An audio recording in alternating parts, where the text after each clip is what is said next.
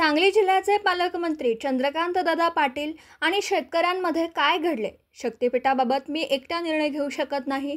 हा सर्व अधिकार मुख्यमंत्र्यांनाच आहे, असं चंद्रकांत दादा पाटील म्हणाले. असं म्हणतात शेतकरी आंदोलकांनी पालकमंत्री चंद्रकांत दादा पाटील यांच्या विरुद्ध हाय हायच्या घोषणा देत शासनाच्या विरोधात निदर्शनं केली.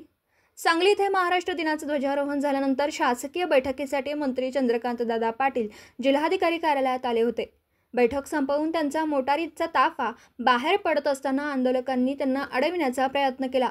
यावेळी पालकमंत्री चंद्रकांत दादा पाटील हे स्वतः आंदोलकांसमोर गेले व तिथं हा प्रकार घडला.